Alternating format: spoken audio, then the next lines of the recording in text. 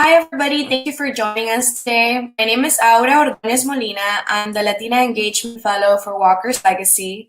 I'm pleased to serve today as your moderator. Named in honor of Madam C.J. Walker, Walker's Legacy was created with a mission to cultivate an ecosystem of access designed to inspire, equip, and engage a global network of professional and entrepreneurial women of color. You can learn more about Walker's Legacy by joining us online at walkerslegacy.com. Every month, we set up a Level Up series where we host a Latinx person of influence who has achieved success in their respective field. These conversations aim to offer exclusive insight on how emprendedoras are cementing their legacy and paving the way for inclusivity in different industries. So let's get started with today's program. Today's guest is Paulette Piñero. Paulette is an experienced consultant and speaker dedicated to diversifying the face of leadership in the workplace. She's an innovator who is passionate about building the next generation of Latinx leaders. Paulette offers guidance and support as a leadership coach while developing resources that specifically speak to a community often lacking mentorship and career opportunities needed to empower them and to build generational wealth. She has over 15 years of leadership experience in human service and education and is skilled in strategic planning, strategic partnership development, employee management, diversity, equity, and inclusion, and technical writing.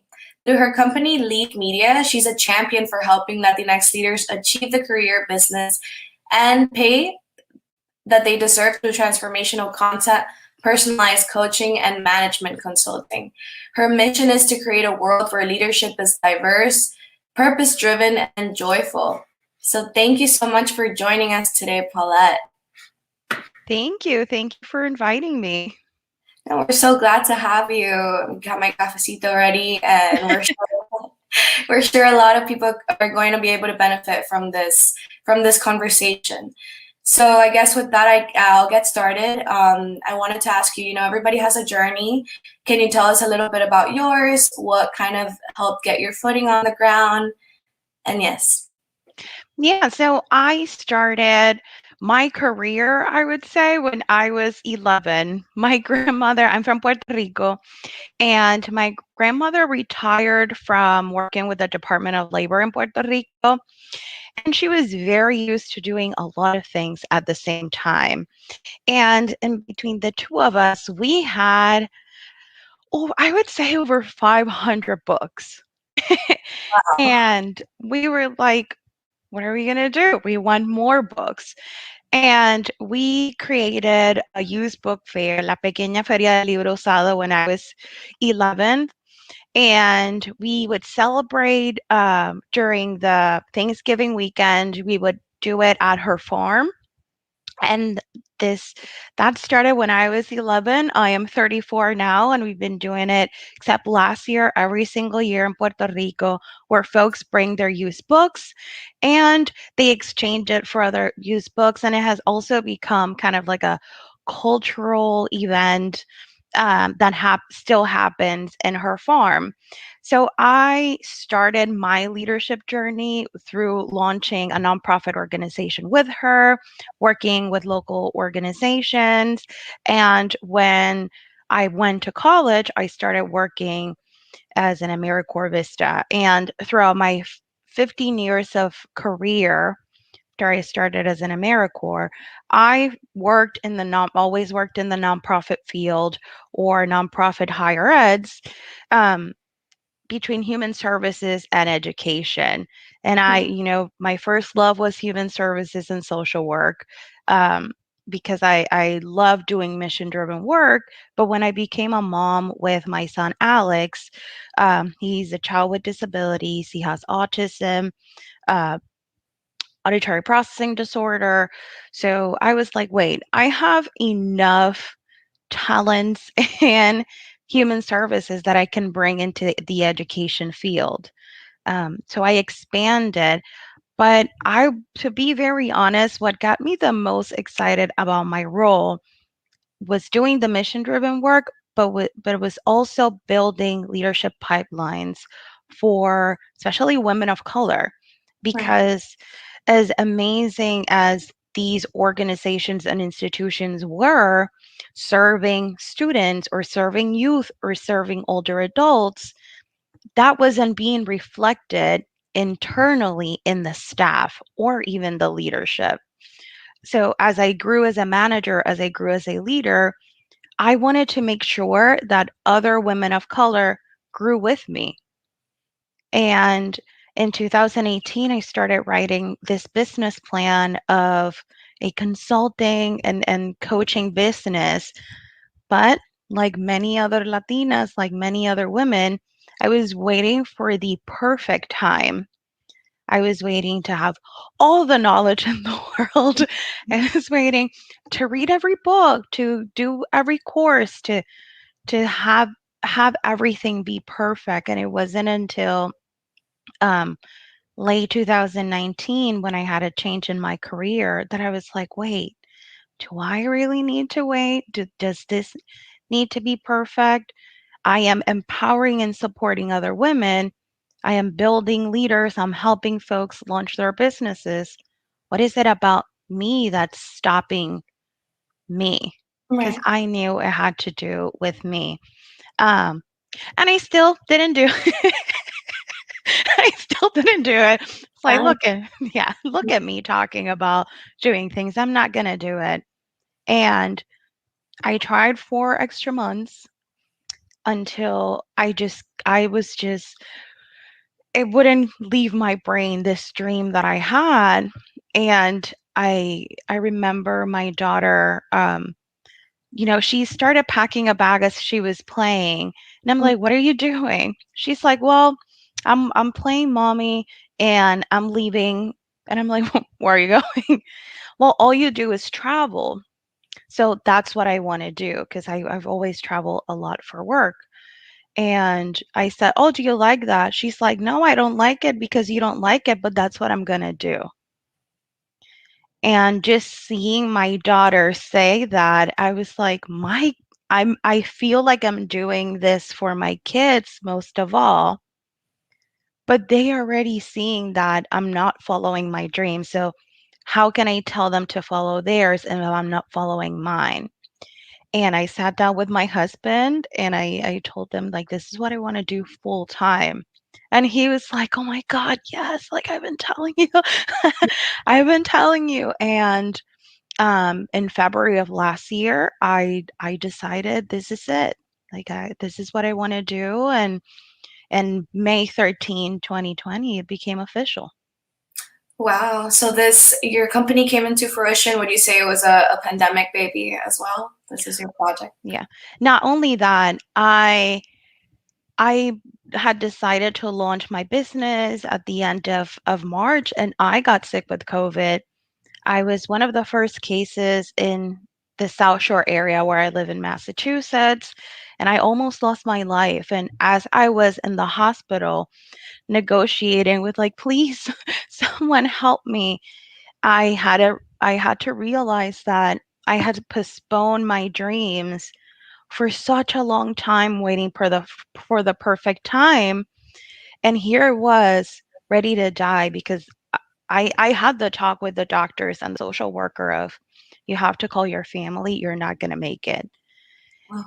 And I decided there that if I left that hospital, I was never going to postpone my dreams ever again.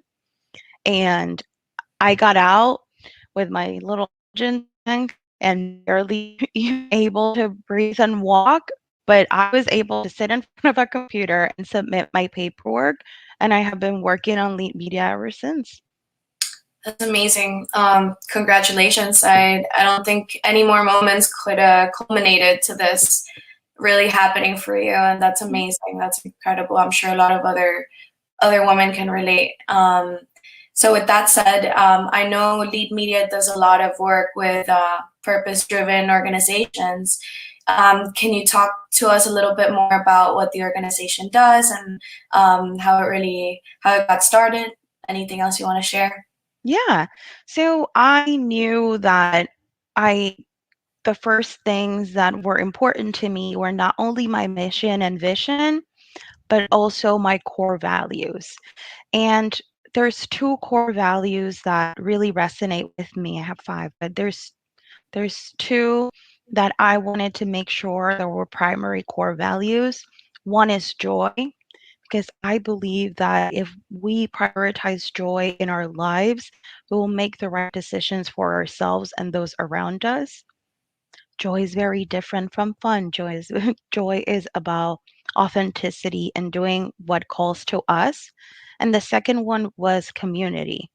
And I wanted to partner with organizations that have similar values but also understood my community pledge and my personal values of making sure that folks understood the importance of anti-racist work, of dismantling white supremacy, and that they believe that Black Lives Matter. And even though if they were not ready to do all the work, they have this commitment.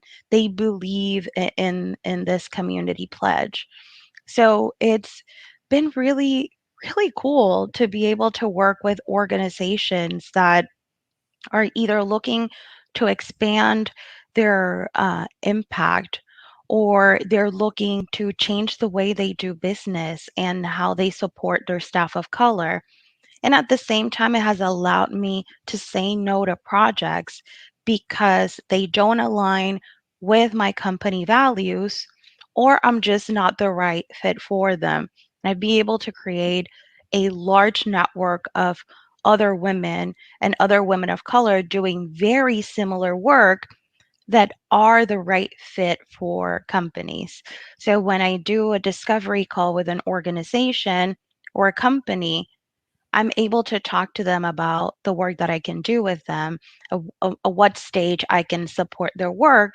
And if I'm not the right fit, I'm able to refer them to someone else. So I have folks that help from the beginning or just work with leadership or are implementing projects or changing policy. So it's been a pretty cool process to take ownership. And that is one of those things that scare me. That's why I was waiting to be perfect. I thought I had to do everything. I thought if I had a consulting business or a coaching business, I needed to serve everyone. And what I have learned is that you don't. What you want to do and focus on is building a network of people that can support you and can do what's best for the client, for the organizations, and for the folks who work there. Absolutely. I think I like that you mentioned that because it seems that a lot of the times we really wait to have everything that's on our table and ready for us to sort of get over this imposter syndrome, you know? And that's so important to just take that leap. And that really highlights this theme's Cafecito Con Emprendedoras, which is highlighting and elevating Latina stories. We know that there's a lot of existing barriers already for Latinas to kind of escalate on these respective leadership positions. I wanted to ask you, Paulette, can you talk to us more on how lead media helps Latinas tell their story and kind of gain that clarity and confidence to take that next step in their career, whatever that next step may look like for them? Yeah, so I do that either through speaking engagements or workshops, but especially throughout coaching. Um, and one of the first things that I work with my clients, with my Latinas throughout coaching, is even the interview phase is storytelling. Right. When you're interviewing for a job, when you're talking to someone else, when you're networking, when you're sharing opportunities, the other person is not interested on the resume, right? They might want to see it. They will look you up on LinkedIn after. They might Google you. But what people are really interested is your story. Everyone can say, I am the director of programming. Many organizations have directors of programming. What made you stand out? What was your impact? And how did you approach the way that you work? What did you do different? And what did you learn from the process? And the way that you talk about your experience, the way that you talk about your impact, the way that you talk about what makes you unique is through storytelling. And one of the best ways to do it and practice that is through the STAR method. And that is a method used during interviews. and you are setting the stage, like telling me what happened. Then you're talking about the task that you did, what were um, the accomplishments, and what were your results. And it's a great method to tell a story about your impact, to tell a story about what you did using a method that, I tell folks during interviews, like, write it down, have it with you. If you're doing a speaking engagement and you want to talk about a particular time in your career or in your uh, business journey, write the STAR method down so you can use that to tell your story, because that's what resonates with people. That's what connects with people. Right. Um, that it's, you can even take it further with public narrative, but what folks connect with is we all have a story and there's connectivity with everything that we do. Put your story first, and then the opportunities will also come back, and you'll be able to have more opportunities. You'll be able to connect with more people. You'll be able to even land a new job or a promotion. Right. A lot of things would flourish out of that, of course. And even you shared your story with us about how this kind of culminated from a pivotal time when you were in the hospital dealing with COVID, touching on the pandemic. We're living in a very different time. Our source of just kind of inspiration and neutrality was put on hiatus for a while. That journey looked a lot different for everybody. And I wanted to ask you, do you have any advice for Latinas who are learning sort of the tropes of their industry during this time, and trying to get their foot at the door, growing their brand? As more people get vaccinated, we're probably gonna the work industry is gonna look a lot different, and so is the economy. So we await a lot of things. Yeah. I would say there's a couple of different things, but the first one I want to remind people is that most of the things that you see on social media, that you see online, are very curated. That is a standard that does not exist. Even, I sometimes have to like look at my own business social media, look at the things that I'm posting, and say, Paulette, like, you need an authentic photo there. Like, it doesn't, yes, I had a photographer and she took some great pictures that I would be able to use for the next year or two. But people need to see the real you. And remember that what you see online is very curated. Mhm. Even me, like, I am packing. So if you see the other side, it's not as organized as this side. So remind yourself that what you see on social media, even as people are building their professional brand, is very curated. Mhm. So, compete with yourself, identify what your goals are, write them down. And every single day, I call it a ridiculously small step. Every morning, write down on a piece of paper, on a notebook, on a post it, on a dry erase board, on a Google document, what's my ridiculously small step? If you have a goal around professional branding, if you have a goal about anything for your career or leadership journey, right? What is the one ridiculously small thing I'm going to do today to get me closer to my goals? Right. And that takes me to this other piece of networking. It's so important, even as things open up. We will never go back to what it was before the pandemic. Companies, organizations, event planners have seen the importance of having online components for networking and events because they can reach more people. Mhm. The return Absolutely. on investment is there. So we will continue to have an online component, and you should feel comfortable networking online. You should feel comfortable connecting with folks online. If you're going to a networking event, I say for Latinas, what's your Latinx chapter? Is there what the Chamber of oh my God, the Chamber of Commerce, and in your area, if you're a business owner, they have affinity groups for Latinx business owners and entrepreneurs.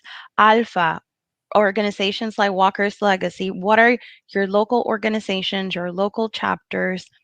Build community, share what you're interested in, share your goals, and continue to network online. It's going to be so, so important to feel comfortable and build your skills and your capacity networking online.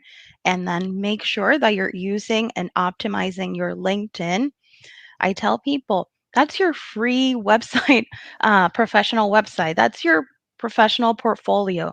You Yeah, can literally like upload work. If you're a creative, you can upload videos, you can upload work, you can have um, a blog there. You can have, as a business owner, my clients give recommendations of my work in my personal profile. So use LinkedIn to the best of your abilities. Make sure that you have a LinkedIn customized URL. Make sure that you're posting, not just saying congratulations to your friend that got a new job, yeah, and share your thoughts, share your experience. People are looking for valuable content. And the way that you share value is by sharing your knowledge with the world. absolutely. I love that you mentioned that part as well. And here at Walker's Legacy, something that's very core and dear to us is mentorship. And it sounds like that's a lot what that Lead Media does, just the mentorship and the consulting part. Um, Paulette, what does purpose-driven leadership look like to you? And how does that resemble with Lead Media and the way that they consult your clients and uh, these women that go to you for help? So, purpose driven, one of the first exercises that I do with my coaching clients is identifying their professional values. And after that, we also talk about what's their mission and what are their goals. Not just their goals, the why, like what are they looking for? Right. Some people are looking for a job because they want better pay, but some people are looking for a better job because they want to prioritize peace and joy. Mhm. Um, so that the first thing that we do together and also with my clients, my consulting clients, is making sure that we know what your mission, what your vision, and what your values are. And after that, we talk about what the non negotiables are.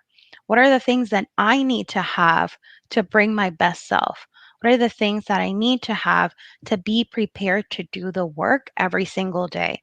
Whether it's my business, whether it's supporting employees, or whether it's myself as an individual. And those non negotiables are very important because it allows us to then see opportunities and identify if they're the right opportunity for me, if Right. they're the right opportunity for you. It might look perfect on paper. That policy that you want to change, that training that you want to do for your staff, that promotion that you want to land, or that business or product that you want to launch might look perfect on paper, but if it doesn't align with your values, with your why, right, your mission and vision, and Mhm. if it doesn't align with your non-negotiables, then it's not the right fit for you. Absolutely. So it allows us to then, because we have a purpose, because we have a why, then we know what our plan is, what our north is, and then we can create those ridiculously small steps every single day to be able to achieve what we want. And once we achieve it, we can go and work on other goals. And if we don't achieve it, then that having that framework allows us to go back, reset, and then try something new. Right. And sometimes it is about the micro steps, that Mhm. you can't have tunnel vision about these things and your projects when a lot is coming into fruition.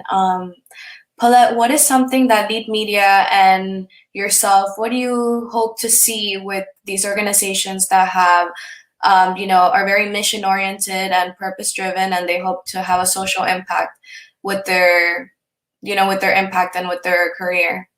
Yeah. And it goes back to my slogan, let's redefine leadership. Yeah. And it I tell organizations and I tell companies, before you start doing any DEI work, before you start, creating all these DEI committees, let's do an audit. Like, what is currently happening with your staff? And some of the things that come out, they were like, well, all of our staff is white. So what do I have to complain about? But then you talk to the staff, you do focus groups, you connect with the folks who are already there, and you see a lot of ageism. You see women not having the same opportunities for growth. You see folks who are being discriminated just for going to a community college. So those are the issues that we need to assess, resolve, and put policies in place, because if the staff that is there is not feeling like the culture is welcoming, how can you say you want to diversify the workforce when you don't have an inclusive culture? And that's what's been happening a lot. I wouldn't say even this year, I would say in the last 3, maybe even 5 years, where companies are focusing on diversifying the workforce without doing the work to focus on equity and inclusion, even with the people that they have there, even within their leadership.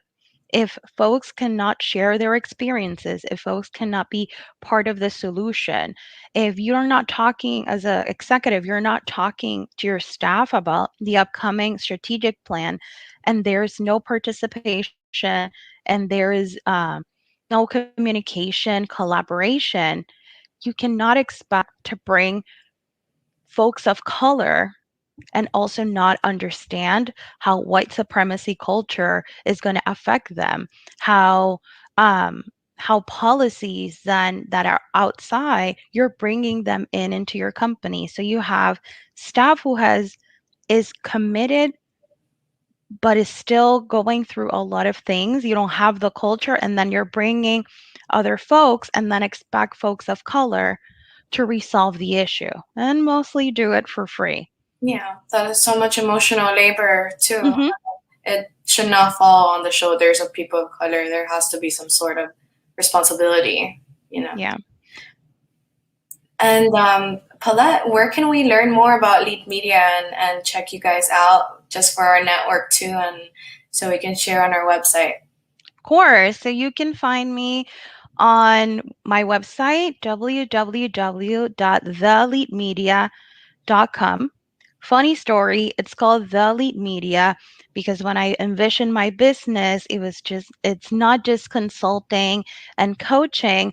I want to have mass media around leadership, podcasting, and books. So that's why it's called The Lead Media. And I'm just putting that out there in the world. It's a big umbrella for everything. You can't. Yes, yes. I wanted a name that encompass everything around leadership and redefining leadership. So that's why it's called Lead Media. So theleadmedia.com. I am also on Instagram, Lead Media LLC. Of course, I love LinkedIn. I really, really loved LinkedIn. So you can find Lead Media LLC on LinkedIn, and you can connect with me personally at Paulette Piñero. It doesn't have a name. Okay. LinkedIn, we need to work on that. The URLs don't, I know it's personal LinkedIn. URLs don't take the N, but it's Paulette Piñero, but you can find it with Paulette Piñero. Awesome. Paulette, thank you so much for your time, for your patience, for your resources, and hopefully we get to have you on our platform again soon. Yes. So thank you for this wonderful conversation. Walker's Legacy really looks to bring you programming like this and meaningful opportunities for conversation and community. And we really hope that you found today's special hangout opportunity. And we hope to see you again at future Walker's Legacy programs. And you can find us at www.walkerslegacy.com. Thank you so much, Paulette. Gracias. Thank you.